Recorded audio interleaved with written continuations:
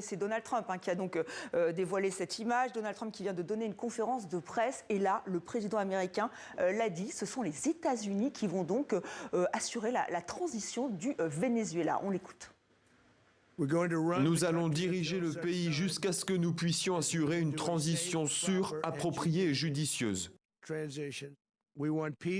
Nous voulons la paix, la liberté et la justice pour le peuple vénézuélien, y compris pour les nombreux Vénézuéliens vivant actuellement aux États-Unis et qui souhaitent retourner dans leur pays, leur patrie. Nous ne pouvons pas prendre le risque de laisser le Venezuela tomber entre les mains d'une autre puissance qui n'a pas à cœur le bien du pays et son peuple. Déclaration il y a quelques minutes du président américain.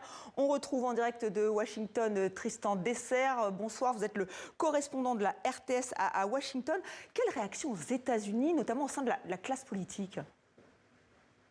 Eh bien, la classe politique est évidemment divisée selon le camp et le parti. Du côté républicain, du côté trumpiste, on a des réactions triomphales. On salue le succès d'une opération audacieuse qui est à la fois le symbole de la puissance américaine et un coup porté contre celui qui est présenté comme un dirigeant hostile aux États-Unis depuis de nombreuses années.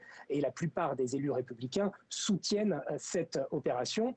D'autres réactions sont plus critiques, notamment bien sûr chez les démocrates, où des élus interrogent la légalité d'une telle action, puisque officiellement c'est le Congrès qui doit déclarer la guerre. L'administration Trump estime elle, qu'il ne s'agit pas d'une guerre, mais d'une opération légale contre un dirigeant accusé de narcoterrorisme. Alors avec les déclarations de Trump il y a quelques minutes sur sa volonté de diriger le pays pour assurer la transition, il faudra voir les réactions aussi, parce que ça pose tout un tas de questions à la fois légales et politiques.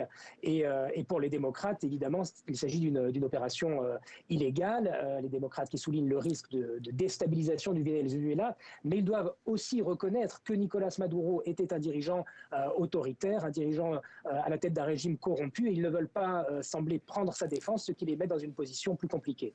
Merci Tristan Desserre, donc en direct de Washington.